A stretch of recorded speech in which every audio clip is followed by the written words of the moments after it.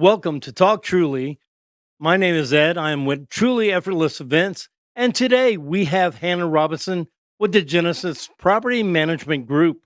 Wow, that was a mouthful. But, I'm telling you, with as many hats that you wear, you are one busy person. How are you doing today, Hannah? I'm doing well. Thank you, Ed. Well, so I want to learn a little bit more about Genesis Property Management Group because, we were talking before and everyone wants to be a landlord. When you talk to people, what do you want to do? Well, I want to own a couple of apartments here and there. You're the person that actually makes that happen. So it doesn't have to be one owner. You could be part of a group that owns everything. Am I right? You are correct. Yeah. Tell me more about the company. So Genesis Property Group, we started 4 years ago, and we started with a dream of wanting to run properties at their best. Um, Me and my business partner Eric, it was just the two of us and a dream. So we ran a lot of properties in Dalton. We had about 300 something doors together and decided to go out on our own. Um, and that was 4 years ago. So now we've been running properties and increasing net operating income ever since.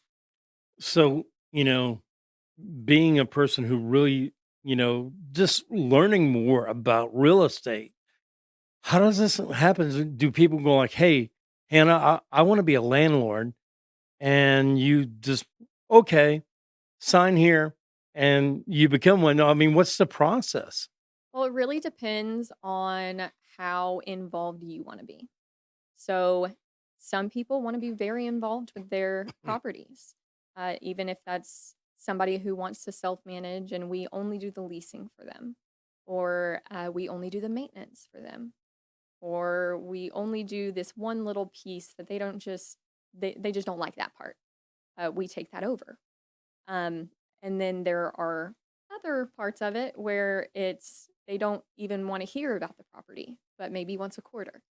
And they just want to put some money in and make some equity on that, and they don't want to go through the closings, and they don't want to find the deals, and they don't want to deal with all the hassle and the headache of being a landlord. They just want the money out of it. And so we help those types of individuals as well.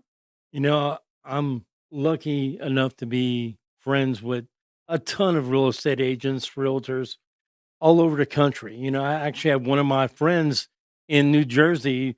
Every time I talk to her, she's talking about her rental properties. I'm going like, wow, and she's a realtor and she's just doing everything, but she's doing all the property management by herself. So are you telling me like even like other realtors could come to you and and partner up, or is it just people outside real estate? Yeah, anyone. I do work with other agents. Usually it depends on what they like, what they are good at. So everyone needs to handle their individual skills. And my skill is really knowing how to best uh, make a profiting property. So we at Genesis like to say property first. So no matter what we're doing, we're going to put the property above everything else because that's how we take care of others. We take care of the tenant by taking care of the property, and we take care of the investor by taking care of the property. So as long as we're taking care of the property, we're good. But the investor can choose how involved they want to be um, in that, and where their skills will best fit. Or could you walk me through a scenario of just someone saying like, I have money. How much money do you need? And what's involved after that? How many investors do you need? So on and so forth. How does it get divided? I guess there's so many questions because, be honest with you, I'm one of those people that thought of, like, wouldn't it be nice to be a landlord, but never thought about a property group. That Right. makes a lot of sense. And, you're getting in with a lower investment and getting some, what kind of expected return you get, I guess. Yeah. Well, it depends on the fund. So usually going in, I will have a webinar, and so during my webinar, we'll go over that specific fund and what that deal will look like. So you would know going in what the minimum amount you could put buy in at is. It starts at 10,000, but sometimes the minimum is 25,000. Sometimes it's 20,000. It really just depends on the fund itself and the deal structure and all of those things that are on the back end. But I try my best during my webinars to make sure that it is all very plainly stated what your investment and is going to return you, and when you're going to get those returns and when you can see those types of things. So I try to be very as transparent as I can, while still maintaining that it is a risk. Every investment is a risk, but it is. I try to move forward with transparency first. Now, what's the typical amount of partners you have on one deal? Capital raise.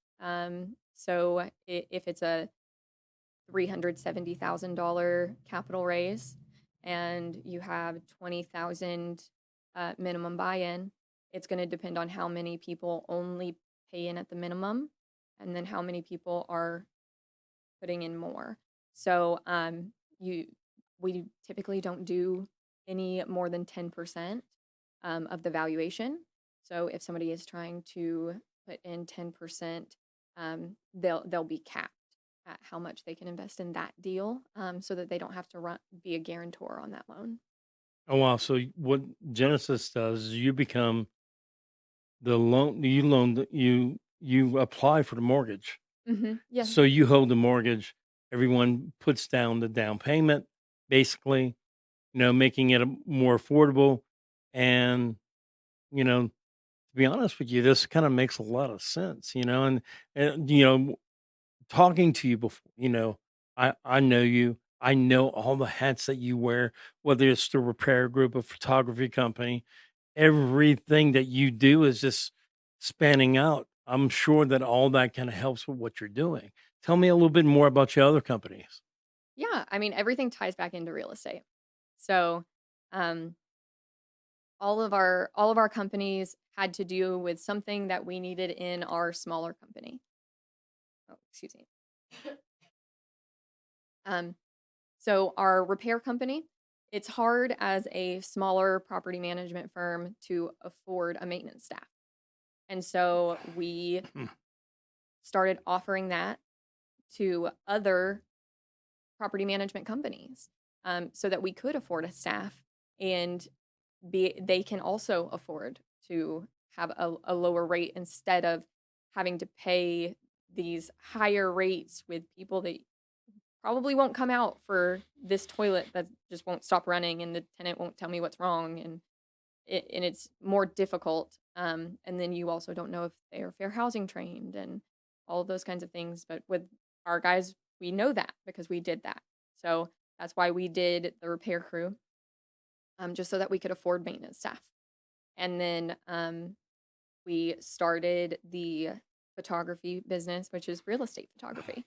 So it's the same stuff that we're doing for our own company, for our leasing side and for our marketing, we offer to others. Oh, wow. I mean, do you have the lender as well, or is that you always go outside for lending? We do go outside for lending. Thankfully, I don't stick to one. So it really just depends. It gets a little sticky on the lending side.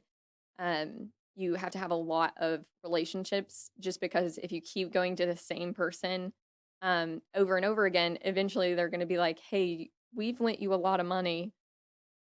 Like, I know that this is a good deal and everything, but we just don't have the capital to put up front for that. You're going to have to go somewhere else." And it's like, "Okay, well, that makes sense." Well, we just spread the love. Exactly, exactly. I've met so many lenders. I actually do a show that is focused on the real estate industry. You've been to it, Truly Realtor, which is now evolving into Truly Home. Um, so that's going to be part of it, is building those relationships between people like you and lenders It's kind of funny. The Area 52 studio, which we're at right now, the guy who owns it, his wife is a mortgage broker. She's a lender. So I mean, there you go. You just grabbed yourself another connection. Exactly. Yeah. It's all about that, making connections and doing all that. But what made you get into this career? Because I mean, I hear wild stories about everything. Well, my parents was doing this or whatever. One day, I just woke up, wanted to start doing it. Some people, it was COVID. You know, during the outbreak, everybody wanted to be a real estate agent after it. So, what was your motivation? Um, my motivation to be an agent was just that it's kind of funny. I liked HGTV. Um, so I just wanted to get into real estate, and my mother-in-law got her real estate license, and I was like, you know what?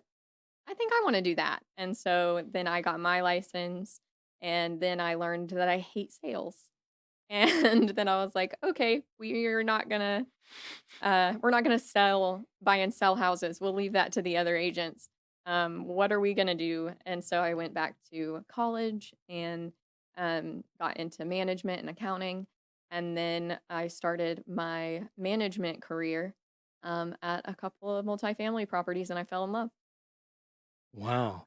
I mean, what about it do you love so much?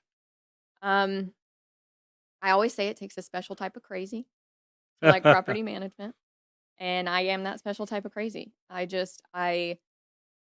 find it fulfilling to watch a resident go from I could barely have the credit and income to get this apartment and I'm sleeping on an air mattress to now I have a house full of furniture on my next inspection. And then on the next inspection, um, it's their move out inspection because they just bought their first home. And then they come back to me because they want to buy an investment property. And it's just very fulfilling to watch that cycle go from tenant to investor. And I love it. Tenant to homeowner to investor, I guess. Wow. Like whenever they're ready to go buy a home, are you helping them do that as well, or you just I'll leave that to the leave that to others. somebody else? I'll leave that to the others. I'm like, I'm staying in my lane. Good luck. I've Yeah. got the connections though. I can give them to the right agents that are gonna take really good care of them. It's just that's not my thing. Lots of our viewers know that we're in Chattanooga, Tennessee. Well, right now we're in Ringo at Area 52. But where are you from originally? So I grew up in Chattanooga. Okay. So I'm from this area, and then I moved to Salt Lake City, Utah, for a few years, Wow. and then we moved back to a small town called Cohutta, Georgia, and now I'm in Lafayette. So I've been there for 7 years. Well, that is a small town, Lafayette. I've been there. It's kind of funny story about Lafayette. Um, I can't remember the name of that little restaurant. It was a little restaurant that was popular for, it still is probably there. But right when I walked in, there was a sign at the door going like, "Look, ribeye steaks have fat on them. So if you don't like a fatty steak, don't order a ribeye steak." I'm going like, "Yes, ma'am." I'm going like, give me my ribeye, But that was a quaint little town because I always it's dear to my heart because I'm from Louisiana and where we pronounce it Lafayette. Mhm. So every time someone says Lafayette, I'm going like, it's Lafayette. Well, the locals say I say it wrong as well, so who knows how it's said. Really? I Hey, I just go with the flow, the fact that you're local to Chattanooga, that's always good, because we live in a tribal market. People love to do business with people from here, or if you move here, that you adopt whatever's local, and that's how you have to be. I always tell people, "Where you from?" Well, I'm from Tennessee. I might have been born and raised on the bayous in Louisiana, but I'm from Tennessee. I've been here longer than I was when I was a kid. So, this is my home. I love it. You know, so moving forward, you know, so you have your photography business. Mhm. Is that a new business you just started or something that's kind of been building up little by little? I would say it is a new venture, um, but we have been building it for a while. It just started as something for us, because we wanted our branding to be better, and we wanted to be able to put 3D renderings together in house, and we wanted to be able to sell a dream instead of some dirt, and so it was a lot of just us learning more skills and figuring things out on the fly. And then all of a sudden, it got to the point where it was, okay, can you do this for me too? Can you, my drone broke. Can you go take this drone footage for me? Yeah, no problem. Okay, can you go over here and do a 3D rendering for me of this large dorm and make it into a 55 plus community? Sure. And and it just kept going and kept going and kept going till it became its own company, and we were like, "We should probably, uh, put it under its own hat." Give it its own flag. Yes. So do you have any projects right now like that you like just bought like rental buildings and you're about to start renting out or anything that you want to talk about with your company? Well, I can't give things away yet. I've got a Oh. few things in the works. I've got some smaller multifamily deals that I'm chewing on and I'm running the numbers on. I've got a couple LOIs that have to go out. And then I'll be ready to start talking to people. It does have to be, people who already know me in order to get in on the deals. Um, Oh. so if you don't know me, now's the time. Get to know me. I'm gonna plead ignorant here. What's a LOI? That is a letter of intent. So it is the letter to the seller or the owner of the property that I intend to purchase this. I intend to put a contract on it, to let them know I'm serious. So how does it work? I see people putting up rental houses, everything all the time.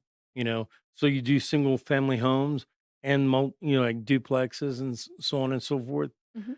So how is it competing with anybody else? Do you normally get into a bidding war, or you? I mean, sometimes you can get into a bidding war, but most of the time we tend to try to find properties that are off market, or have been on market for a long time. Um, and so they don't have a lot of bids or something like that. Um, so we tend to try to get in when it's a situation like that where we won't have a bidding war that starts. But sometimes you have it. It's inevitable, Yeah, it happens. but the numbers have to make sense. So if they don't make sense, then it's just worth it to say, okay, never mind, this one's not for us. Now, do you normally like, let's say, if you go into a group of people and you tell them what you want to do? Do you normally is it common for people just to come to you going like, hey, I want to invest in homes, is that like a normal occurrence, or is it like you have to go out and look for people and say, hey, are you looking to invest in a home? Or people just flock to you because they know what you're doing? I think it's a mix. You know? It's a mix of that. It depends on if other people have expressed to me before that they want to get into real estate, then they become one of those people that are on my list of like, okay, well, here is this webinar that you can sit in on, and if it's the right deal for you, then jump on it. And then if not, we'll keep looking. So I'm gonna ask an ignorant question because because I know a lot of it depends. That's the big word, depends. Um, what is a typical ROI, return on investment? And let's say if I give you $10,000 to go do it, you pretty much say, okay, well you'll get this amount back per year or whatever, or get paid back. Um, I know when it comes to any type of property, one, it depends on how much you put in, two, how much the property is. But is there a guideline of kind of general guideline of, hey, you know what, I'm at least going to get 3% yearly or whatever? Ideally, in the first 3 years of a deal, ideally you'll get 8% return on whatever you invested in. Um, Typically, that is what we aim for. But it does change in each deal, and those are those types of guidelines that I give at the beginning. Hmm. So, if I was saying, okay, I'm going to put $10,000, when do you think I would get the money that I put in back and actually start making a profit?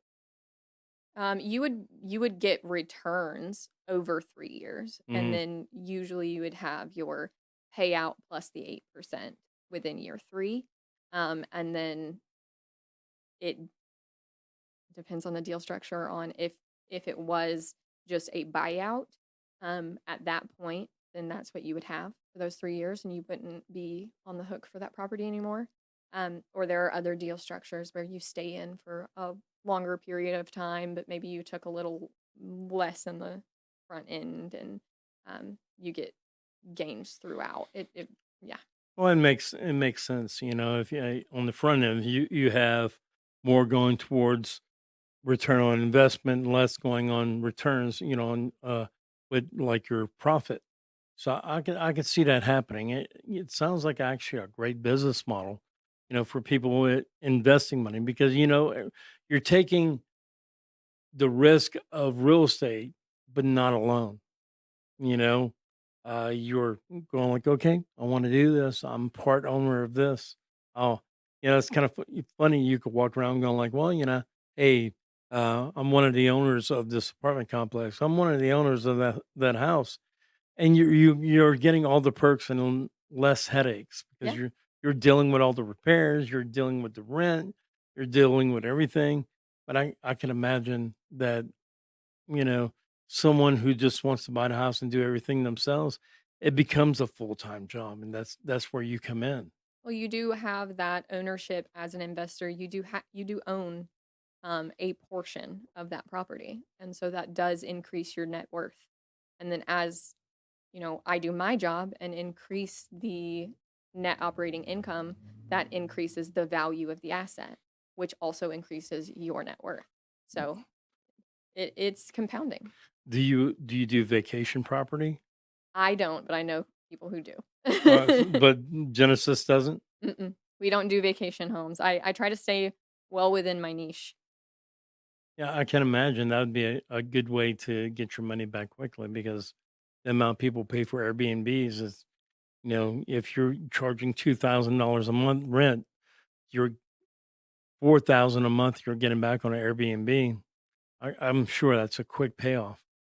Yeah. I know for a fact, I know people right now, they're going like, okay, we want to get Airbnb wherever we love to vacation.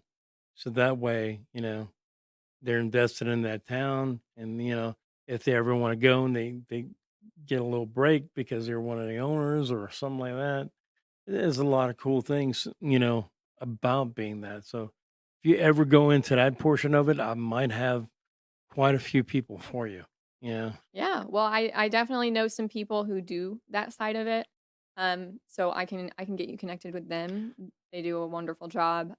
We've done some maintenance for them.